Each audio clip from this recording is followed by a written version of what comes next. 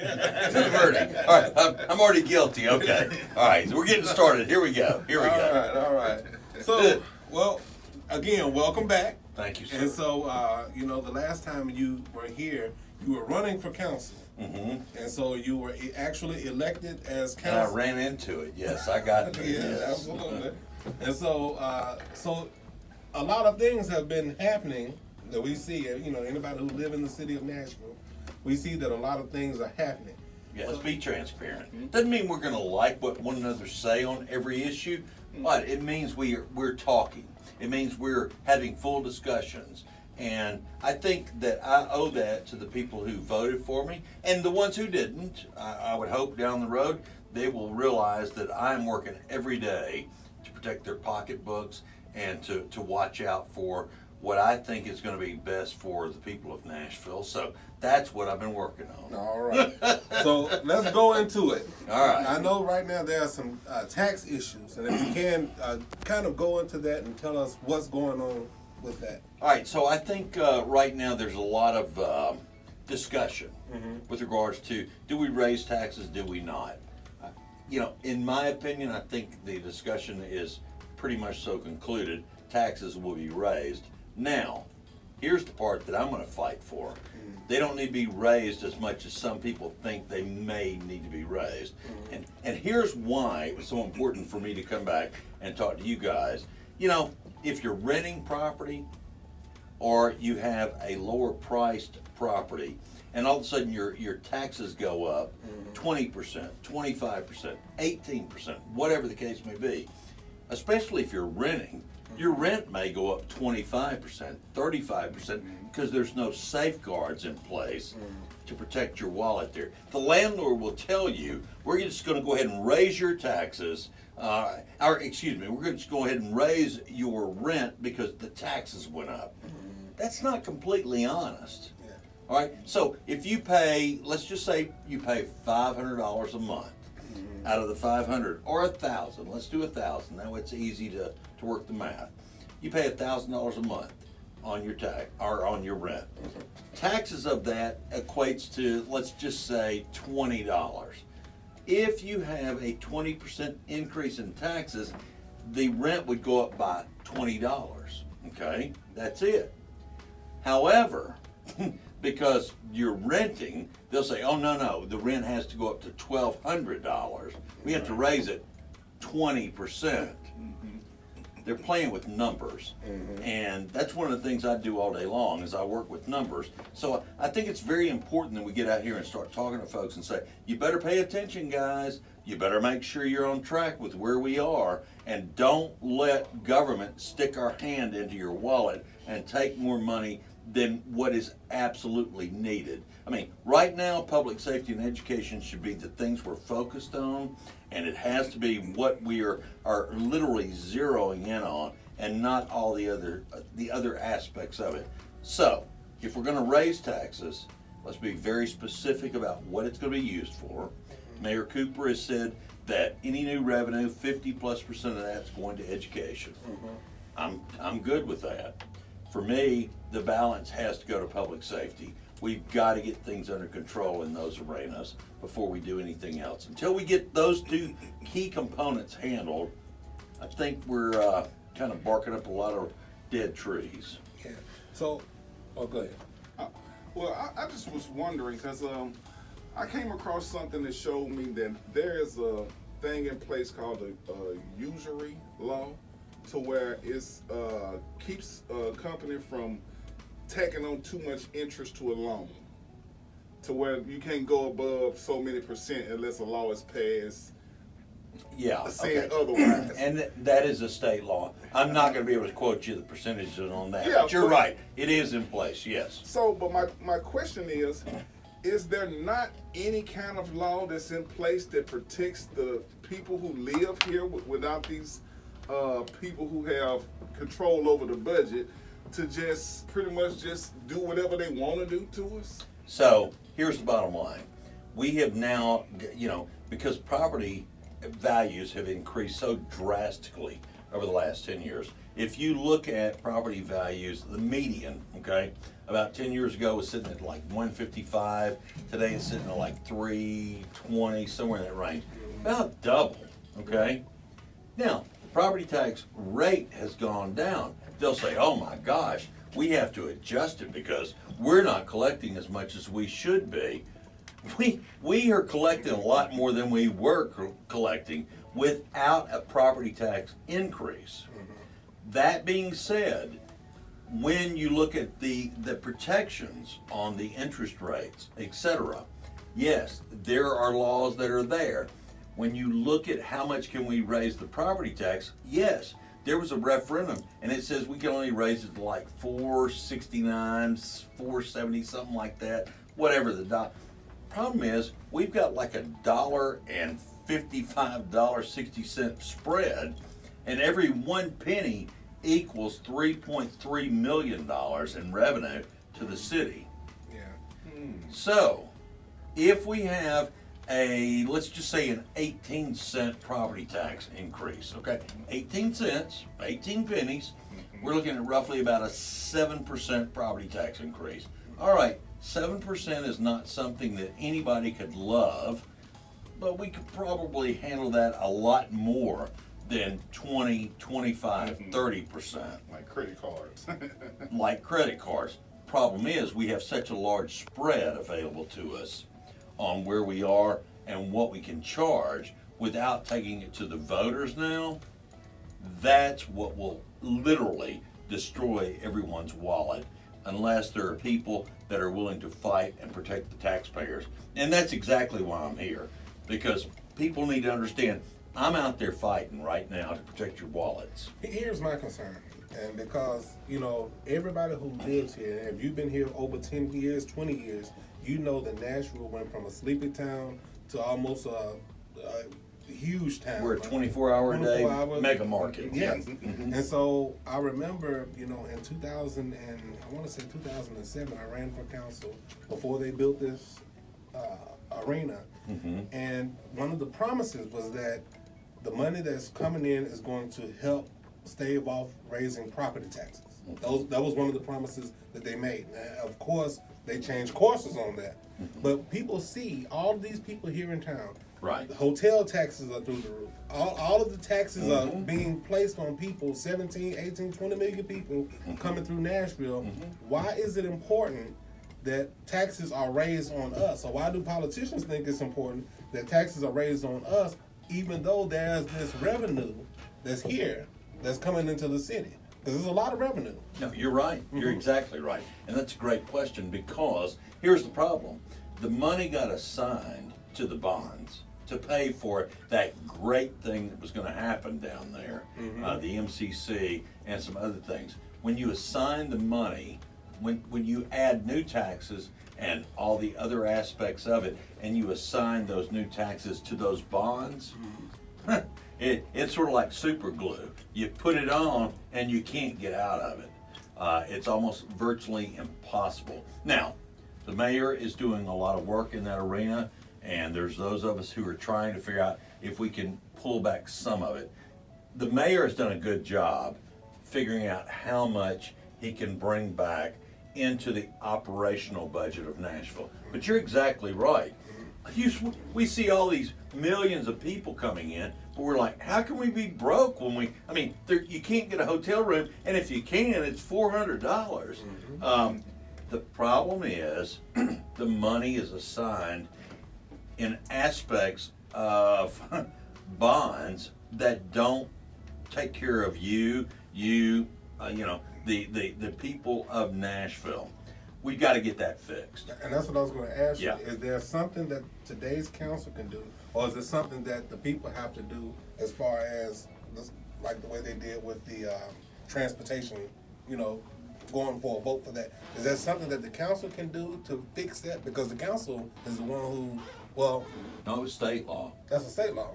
Yeah. Didn't know that. Yeah, the bonds, they actually went and did it through state law. Now look, we can't blame the state, because then the administration went to the state and asked us to change the laws, and nobody was really paying attention. We weren't supposed to. We wouldn't know that, all right? We're doing things every day right now. People don't know it's not their fault. It's not their responsibility. It's our responsibility as your elected officials to keep you informed on what's happening and what can we do. Mayor Cooper is working diligently to figure out how can we get into that arena as far as, you know, peeling some of those dollars back. There's a huge windfall in that area. So he's looking there. I will tell you, I'm being very supportive of the mayor because of what he's doing. You know, look, you know, we talked about this before. You know, he's a Democrat, I'm a Republican. I'm not the enemy, guys. You know, I'm a conservative, absolutely. That means I'm watching out for your wallet. But let me tell you something, so is he. He's watching out for your wallet, and so we are trying to work collectively to figure out how do we peel back some of that and put it back into the city coffers, and not raise taxes excessively. And I wanted to choose the word carefully there because I've worked through all of it, and I'm talking to my conservative friends, and you know, and I know you guys don't like the word conservative, and we had this conversation before when I was here. I think we can all agree we're a little more conservative than we care to say we are sometimes. Bottom line is, we need to make sure we get a handle on where the expenses are. We need to make sure that if in fact we have to have a property tax increase, the money has to be dedicated to the right things. It has to be dedicated to the education and public safety. It has to be dedicated to the people of Nashville, to take care of the people of Nashville. And if we're not going to do that, then we have no justification whatsoever, given the fact that over the last 5-6 years, our revenue has increased by 32% without a tax increase. Problem has been, and the problem is, our expenditures have increased by 38%. Well, you can't do that. So it's sort of like you get out of school, you get your first apartment, you get your first house, you get whatever, and you're making $1,000 a month, but you're spending $1,080. Right. Guess what? Somewhere down the road, you're in trouble. Yeah. Well, we're in trouble because we've been spending way too much. We've got to curb it back, but we can't curb back in areas that is going to be detrimental to the people of Nashville. Is it going to require us all to suck it up a little bit? Yeah, it will. But we don't need to suck it up in areas that will be detrimental to the overall public health and the safety and education of our children. Now, I was on the school board. I will fight every day to make sure we push every dollar we can into the classroom. There's other areas that are spent in education that I think is a total waste of money.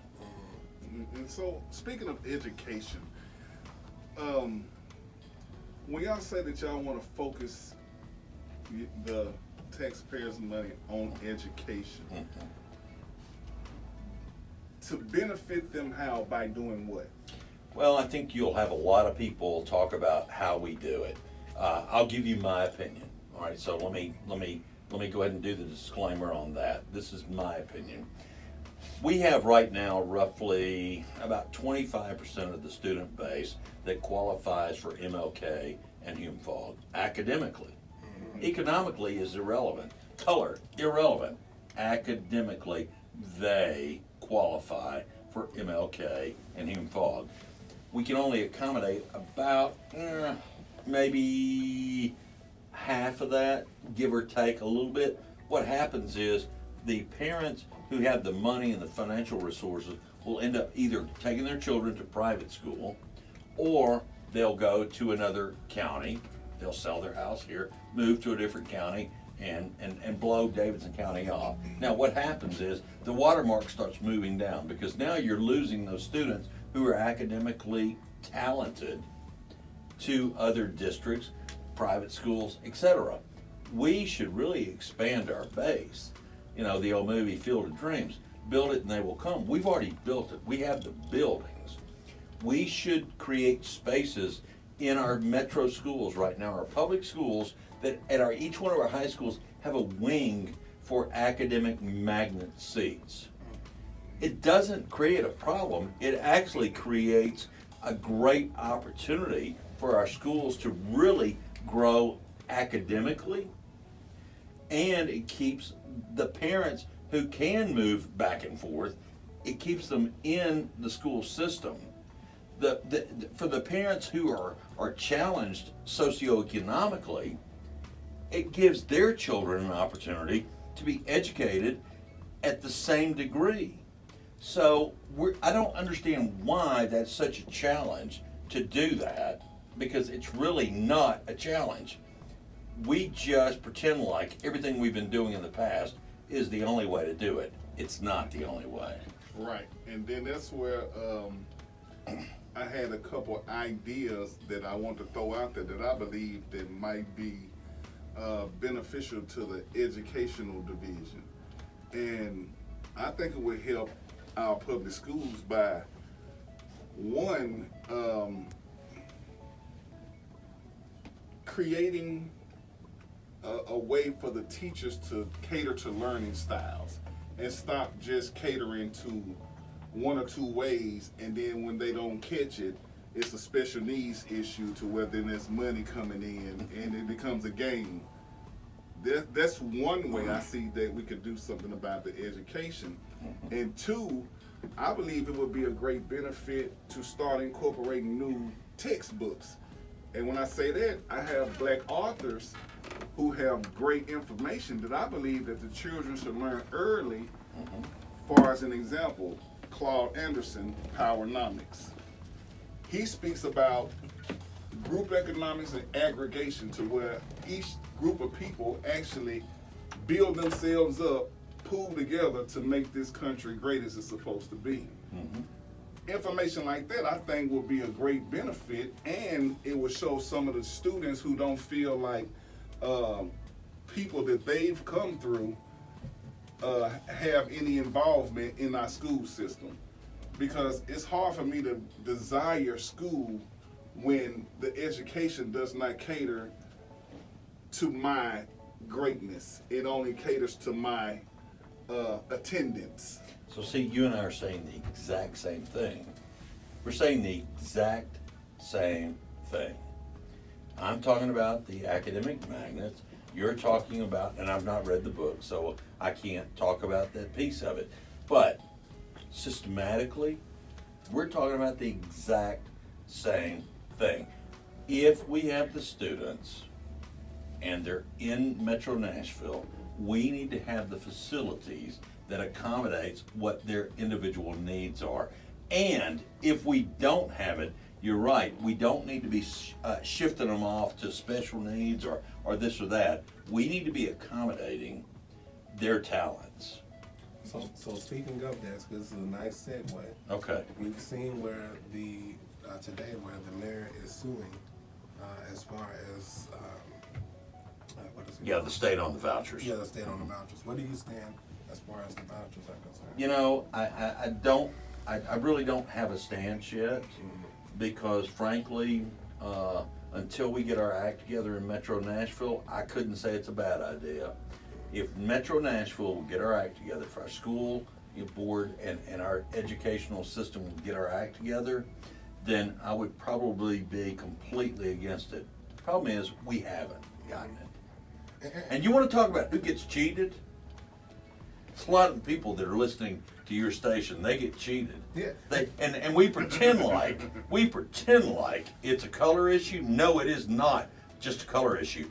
It is color and it's socioeconomics. And we can't keep doing what we're doing because it is not working. Let me tell you, I know this for a fact. There is no child born that the first words out of their mouth are, I want to be a failure. No matter what color they are, no matter what socioeconomic background they come from, their first words are never, I want to be a failure. We should not allow them to be failures. I agree 100%, and that's why, for me personally, I like the school choice, and let me explain why. Because I believe that the money should follow the child. There was a city of Milwaukee. They have something similar to that, and it's been successful because the money follows the child. And what that does is it tells the public system to either get it together or get out. Get out. Right. You know, and so, and that's to me, that's how it should be. If the public system get it together, then yes, my money will follow my child. I want my child to go to this school because they have X, Y, Z going on. But if not, then if someone can do it better, and from what I'm hearing, the public will still get some of that money, and the private, it'll get a smaller portion of what the public school would have gotten.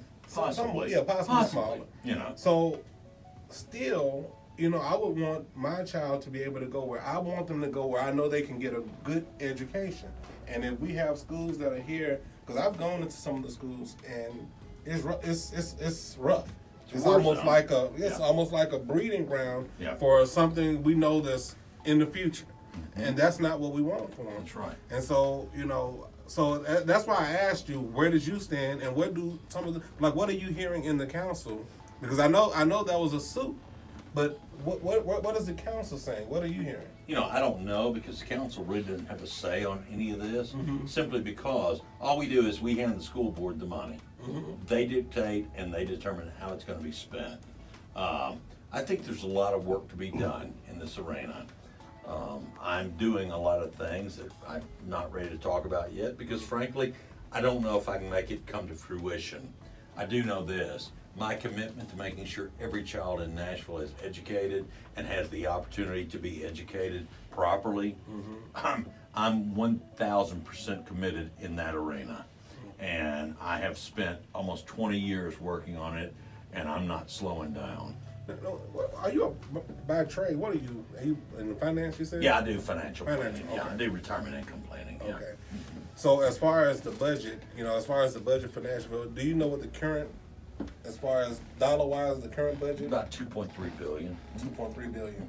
And right now, the majority of that is being spent in education? No, only about 40, I want to say 42 to 44% is being spent in education. Of the new dollars that are coming in, I want to be very cautious how I say this. I think Mayor Cooper has said that of new revenues, okay, so anything new that comes in, he would like to dedicate 50+% of that to education, okay? How what that means is a wide open subject. Yeah. The dollars, because you're exactly right, the dollars should follow the child, period. Yeah, you and I will agree on that 1,000%. So now this year, I do believe that we have election time coming up, and when it comes to our representative, 'cause I think we're about to lose the one. I think is Mr. Phil Rowe. I think he's about to retire after this. Up in East Tennessee?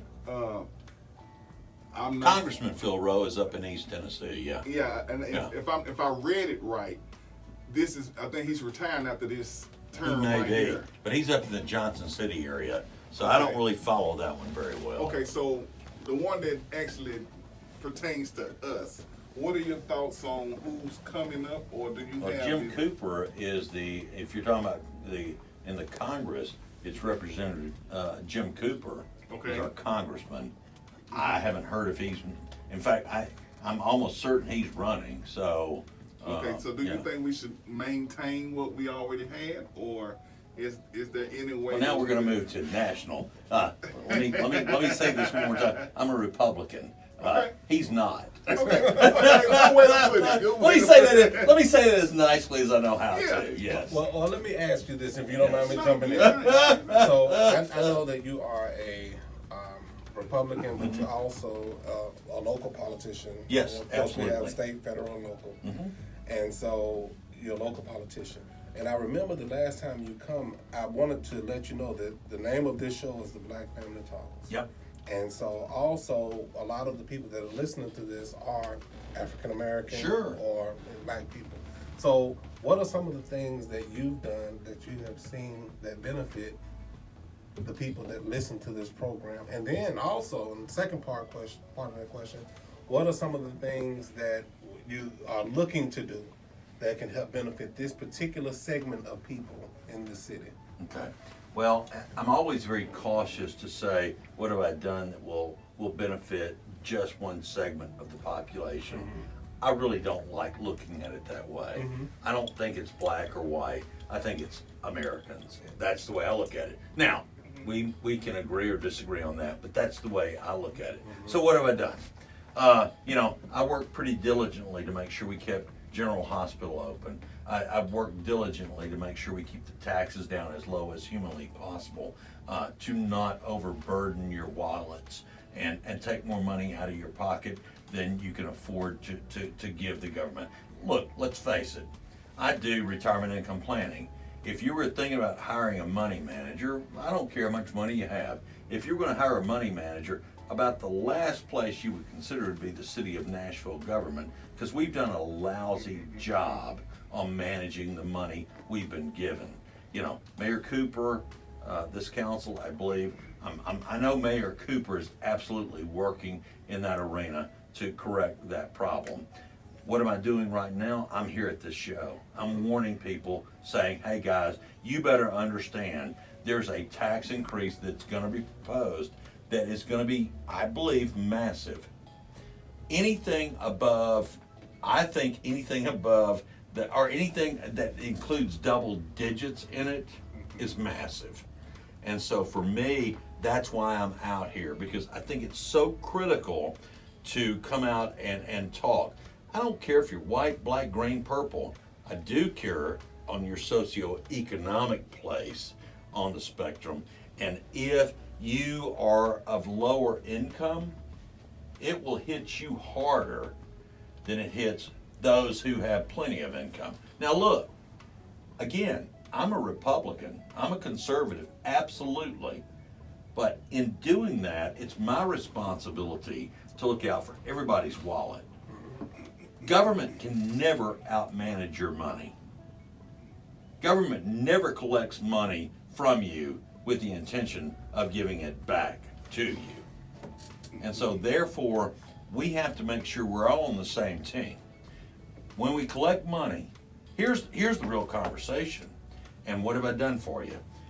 I've worked to make sure we start adding more police officers, more firefighters, to make sure that the water department is funded properly. I hate that people's water bills went up, but it had to. Our infrastructure is in it's in a terrible place. We're working on that right now. We're going to fix that to keep ourselves healthy with good water, okay? Our public works, to make sure our roads stay good, where potholes are fixed and those kind of things. That's what I do. I try to work every day on your daily life, on the things that affect you that you never really think about. Yeah.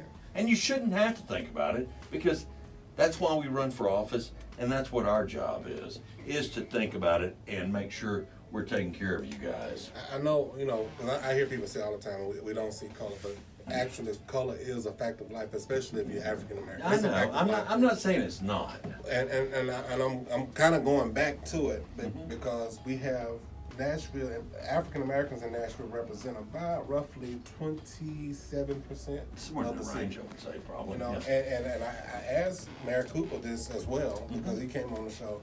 But as far as the council, you do have some sway with people in office. So when it comes to writing budgets or whatever, even though you may vote on the budget, you have some sway with it. And so I guess the question, or it would go back to, if we are 27%, just like anything else, should we have a representative number in government contracts? Should we have that representative number in some of the things, all the millions of dollars that are coming through Nashville, that you can have some sway in? Shouldn't that occur? Well, so it's a complicated answer, and you're going to think I'm dancing around you, but I'm not. I'm going to hit you head on with the answer, all right?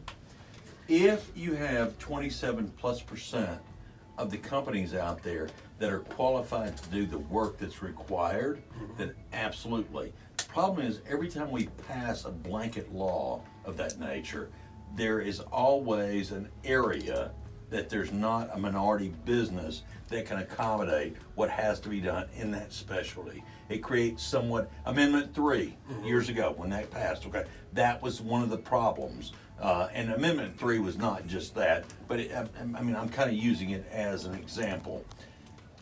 Should we be doing it? Absolutely. I believe that if you have a business in Nashville, the first people we better be shopping is the people who have businesses in Nashville. If you're a minority business, absolutely. You know, and if you don't have the qualifications to do it, why don't you? And what do we need to try to do to help you as a small business owner to grow the business to where you can? So I don't want to just answer the question across and say, yeah, we should do that, or no, we shouldn't. No, we should absolutely look at the people who own businesses in Nashville and focus on giving them the contracts and helping them. But if they don't have the qualifications, then we need to make sure. Now this goes back to schools and education and trade. I mean, you gotta dig this thing all the way back to the core, and we have to deal with it that way. That way, these businesses have the capacity to then bid and win the contracts and do the work. Yeah, I agree. You know, because a lot of times, what we have a lot of the times is we may not know what contracts are out. And I did have the opportunity to look in one of the books, and they come in codes. So if you want to bid on such and such contract, there's a code for it. And like you say, but if I don't have the knowledge or the information, then I wouldn't know to even begin to go get the education for it. So it would seem that if we put back in our schools where people can learn about certain things, like when I was coming through school, we had auto shop, we had just different And a lot of that's still out there now. vocational classes. Now it's called academies. Okay. Yeah. So vocational, Yeah. but it's academies, and it goes beyond just vocational. Yeah, and so that being said, would it not make sense for the city to invest in classes, maybe after school classes or classes that they have at Cone Adult School, have some classes to let people know that these are the things that are available, these are the things that are needed, and you may not start off with a $50 million contract, but you may start off with a $5 million contract, and these are things that you can do to start this business. I think that it would make sense for us to do that as a city, because it'll increase the revenue for many of the people in those underserved areas. If I have a $10 million contract, then I would most definitely spread some of that wealth around in the neighborhoods that I live. So I have to go back to the question, you know, what's going to happen for those people who do not necessarily know that these contracts are available? Well, I think what you've just done is you've stimulated the way I think. And if there are folks out there like that who have a small business that don't know how to go after and look at that stuff, I don't go out and do that. That's not what my business model is for what my day job is. Okay, so, but what you've just said to me is that we need to create a class in various parts of the city. I'm gonna call it adult education more than I'm gonna call it in the high schools. Okay, because I think we need to talk to the adults, the business owners, and we need to walk through the process. So I can't imagine it would be that challenging, because if people are in that business, they obviously have a much better understanding than I would even have. But you've just given me a great idea. No, you gave me your great idea, and with your permission, I'll go back and I'll start chasing that thing. Absolutely, and I think that it will work because it worked for Atlanta. It worked for other cities that when they got African American mayor, and people didn't want to do business with those African Americans, the mayor, and they didn't want to lend to the African American, the mayor said, well, we'll pull all of our money out of those banks. If you won't lend to African American businesses so they can get these large contracts, we'll pull our money. So they were. Well, I hope we're not doing that in Nashville, but you know. But I think the idea you have is phenomenal. But it's you know, we have to do something. We just need to take care of one another. That's it. If we live in Nashville, it's our responsibility to take care of one another. I mean, point blank. You know, if you own a business in Nashville, we need to make sure that we do everything we can to help you be successful with your business in Nashville. It's pretty simple. Yeah, so The last time that you came, I brought up the fact that they took away a lot of the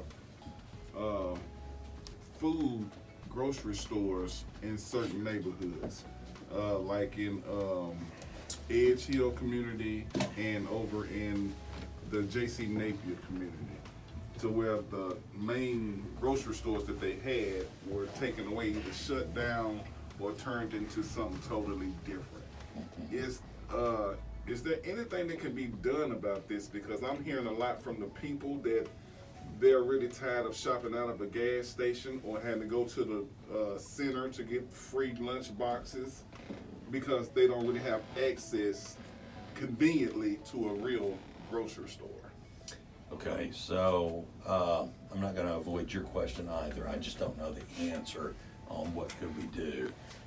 If you would, I've got a real simple email address, steve.glover@nashville.gov. If you will send me that question on the email, I will start farming out to try to figure out what the answer is and try to see if we can come up with the answer. And if there isn't an answer, let me see if I can help farm out to find a solution.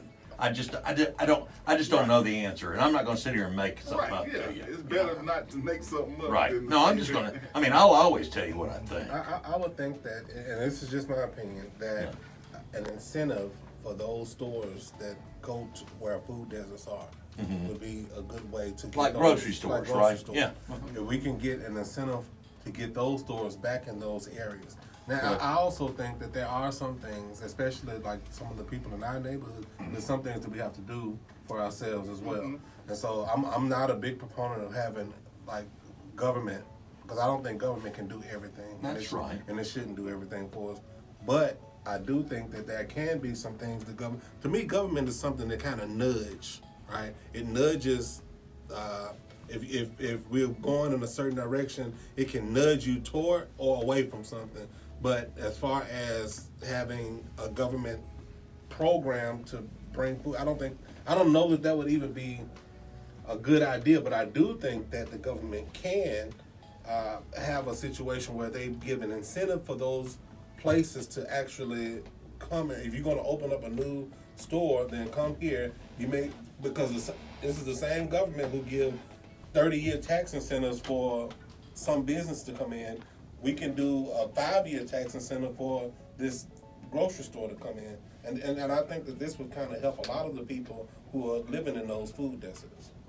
That's just my idea. No. I mean, and candidly, I mean, this is a great conversation right here. I think what would be helpful to me is to sit down and determine how do we, kind of approach it.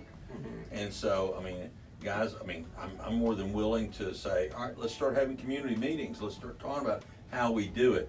You got to help me understand how it needs to work, because I live in the house I live in. I don't live necessarily in the neighborhood you're talking about, okay?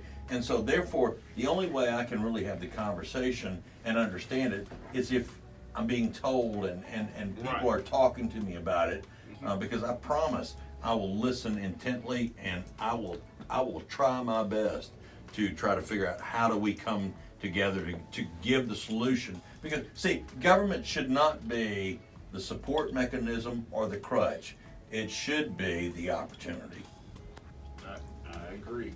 Because the mentality has to change from a dependent mindset to an independent mindset. Absolutely. And that way we're all carrying ourselves. Now look, if there's mental illness, if there's if you are completely disabled and things of that nature, absolutely. We have to step out and we have to help in that arena. Right. But there's plenty of jobs and everything out there right now.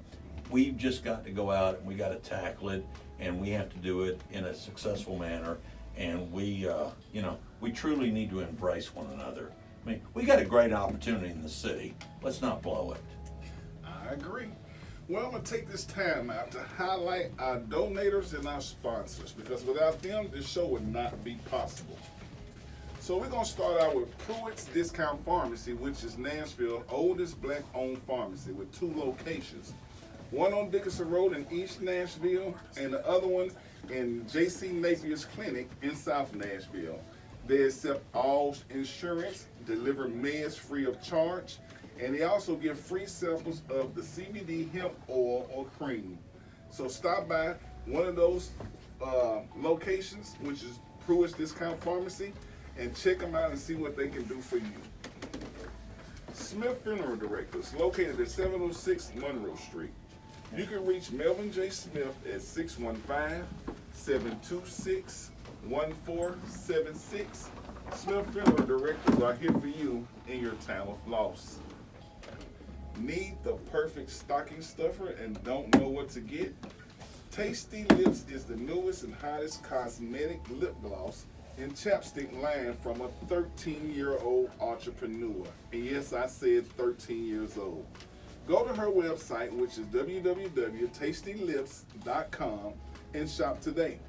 By the way, she has made a male chapstick line entitled TL Launching, which came out in November, because she wants to see males. She do not want to see males with chapped lips. So again, go to her website, which is tastylips.com, and you won't be disappointed.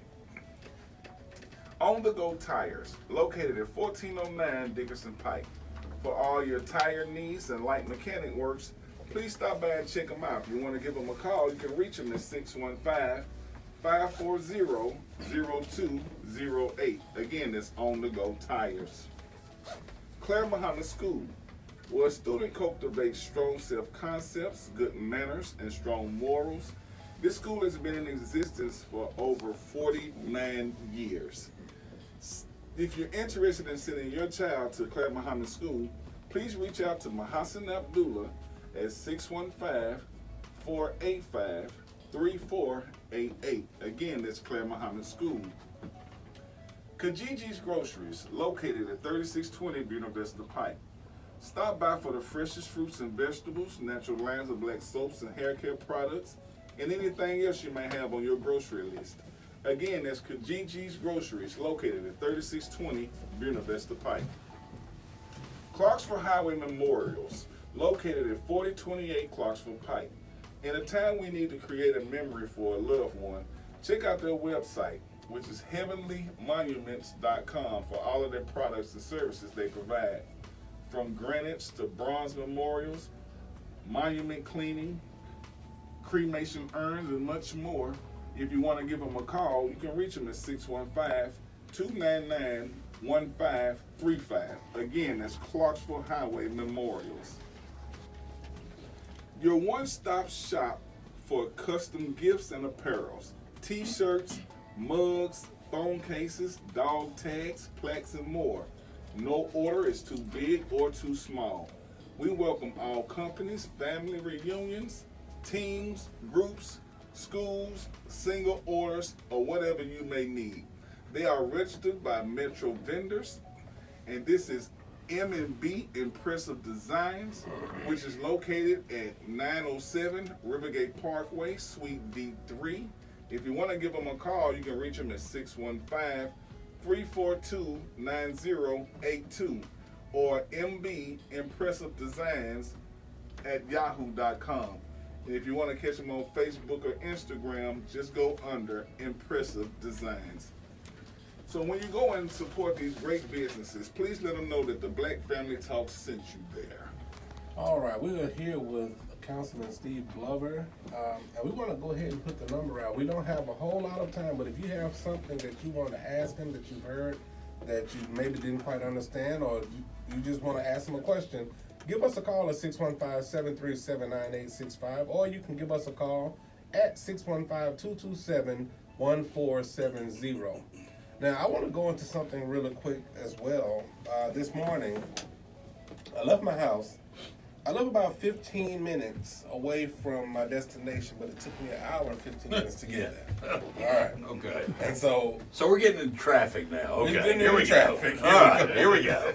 All right. So the question is there anything that's in the pipeline or anything that's coming that we should know about, or should we start calling our councilmen and our mayor's office so we can get this problem resolved? It's been a long time coming. Okay, so to give you the answer, yes, there is something coming. Okay. the mayor is working pretty diligently in this arena. He's got a group of folks that are really researching it to determine regional, state, and all the, and to actually do it properly this time, okay? And not to pick on people from the past, but it wasn't done properly, Right. all right? My opinion, It is what I'm it right is. on that one. But, you know, and so now, yes, there are people, there are solutions that have been being looked at. How quickly we'll get it, that I don't know. I do know the mayor has it as one of the priorities as well. It certainly is a priority for those of us in the at-large positions that represent the entire county. You know, again, I won't speak on their behalf, I will speak on mine. I know it's a big pain. One of the reasons I was almost late tonight is because, you know, I came from Hermitage to get over to here, and I'm calling and saying, guys, I might be late, and it should not have been, not this time of day. But it's the problem we have, and I know, we all know it's a problem, and it's frustrating for everybody involved, and so therefore, yes, the problem's being worked on, yes, we think there are solutions. What the exact solution is yet, I certainly am not qualified to tell you, but I will tell you, I believe there are a lot of smart people working in the arena. And again, we can't reach just into your pocket to quote, pretend like we're fixing something if there's not a real answer.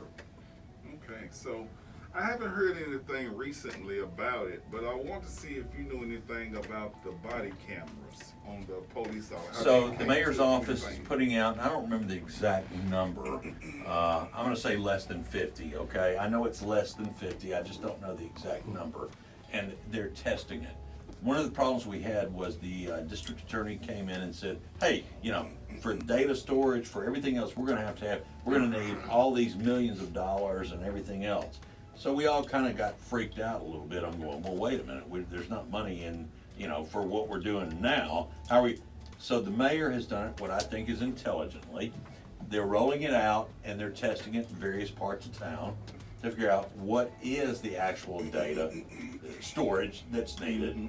How many people are gonna be needed to actually keep the inventory and determine who does it have to go to? Because see, if there's an ongoing criminal investigation or, you know, or someone's arrested or this and that, then until that trial is through, all that data has to be kept intact.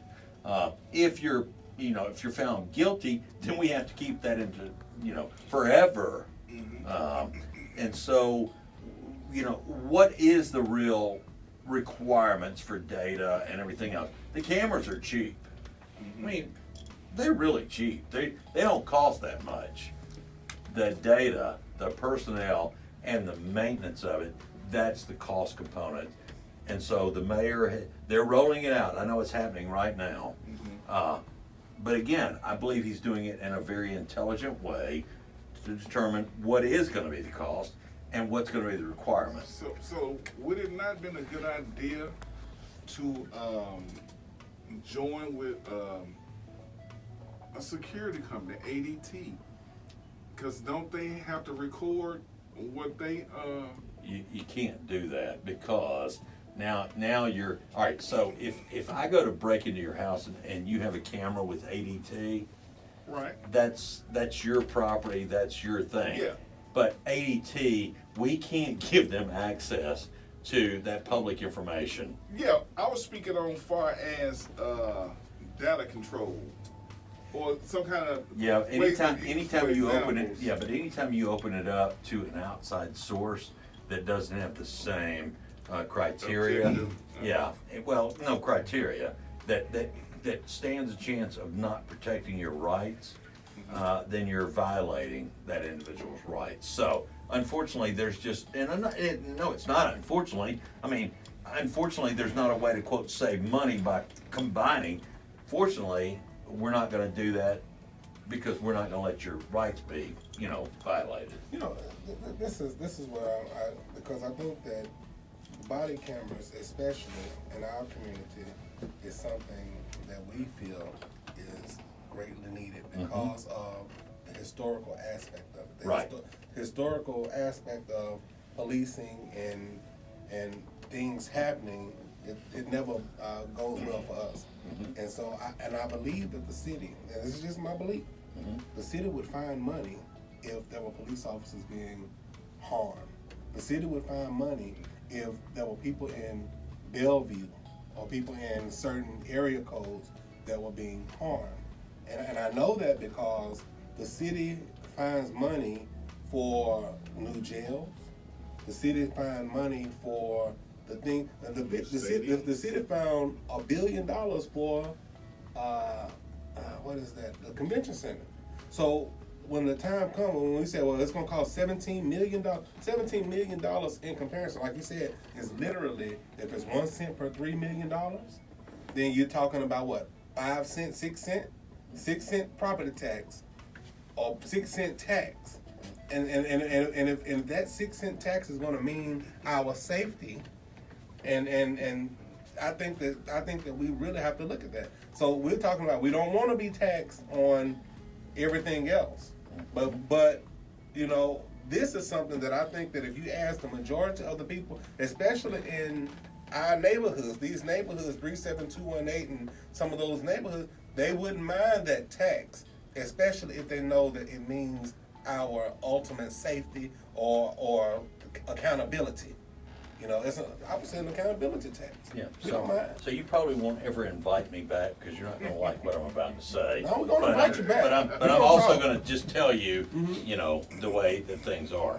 So we began the conversation talking about how much money was going downtown with all the hotels and everything else. Remember, we talked about this and we said, oh, it's because of the way the tax structure is. If we talk about 17 million, that's all it is. Well, it's 17 million for that. It's $33 million for a 3% cost of living adjustment for every employee. It's somewhere in the neighborhood of about $15 million for textbooks for every child.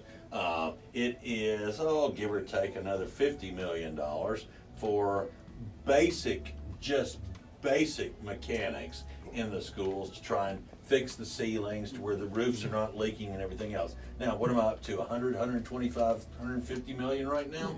And we can keep going. So it's not just 17 million. Oh, and by the way, we have budgeted just over 1,500 police officers in the budget. We only have 1,411 right now today because we can't keep enough officers. We can't recruit enough. So it isn't a question of Bellevue or Hermitage or Donaldson or downtown. We don't have enough officers. That's the problem in that arena. So when we're looking at when we're going to raise taxes, if we're going to raise taxes, we have to make sure, and this is where you guys you got to be involved in this conversation. This is where everybody listening has to be involved in this conversation. We have to be very clear on what the expectations are, all right? But you have to understand what the realities are as far as the cost. That requires us doing something pretty simple, communicating with one another, and that's why I'm here, because I think it's critical that we talk to one another. And then you guys can tell us point blank, no, we want this versus that. We want the cameras versus textbooks, because there's only so much money. There will only be so much money. Steve, are you sure you want to talk? Because I'm going to be coming to your office and knocking on you. We're going to have some conversation. Well, I want you to, Yeah. because, I mean, I'm telling you, I don't think people really understand just how committed I am to this. I mean, I'm so honored to be able to be a representative of the city of Nashville, and I'm gonna fight, and I'm gonna protect your wallet, and I'm gonna come out, and when the conversation is not comfortable, I'm gonna be right there in the middle of the conversation, because this is the conversation that we as your elected officials must have. And it's okay if we disagree with one another, and it's okay if we don't get along with one another on every topic, as long as we can agree to disagree and realize we're on the same path to make sure we take care of Nashville, our city. If we can do that, there is nothing we cannot accomplish. All right, we are coming close to the end of our program, but what we always like to do before we leave, we always like to give our guests the last minute. And you have 1 minute to give your spiel, and we'll end it there. I'm just gonna ask people, please pay attention. You can jump on with me on Facebook at Steve Glover for Nashville, or just Steve Glover. I'm easy to find. Email me, steve.glover@nashville.gov. You know, guys, I mean this wholeheartedly, sincerely, with every fiber of my being. I am grateful to have the opportunity to be able to serve as a public servant for the city. We have great people who live in this city, and we have great opportunities. Let's make sure we don't blow it. All right. You all, we are coming up on the end of our show, but before we leave out of here, we have to say not this Saturday, next Saturday, the 15th, we're going to have the Black History program at Hatley Park. And it's the Black Family Talks presenting this Black History program. But we want to make sure that you invite a friend, tell family, tell whoever you want to tell, because this is going to be a wonderful program. We're going into 3 years now. And so we are happy that we've been able to do this, but we want to make sure that our public know about this, and we want to make sure that we invite you out. So and then what else do we have? We got the Brothers Roundtable Author Book Tour, which we're going to be February the 29th at Luby Center from 3 to 5. And there will be Black History sermons at Claiborne Family Community Church, which is 81 Claiborne Street out in South Nashville, every Sunday for the month of February. All right, so you all don't forget that. Again, February 15th, Hatley Park, Black History Program. Tell a friend. Y'all, this is the end of our show tonight. We want to thank Councilman Glover for coming on. We want to thank everyone for listening and all of the supporters and donators, and we will talk to you again on Tuesday. Well, we'll be here on Thursday. Yeah. All right. All right, good night. Peace, family.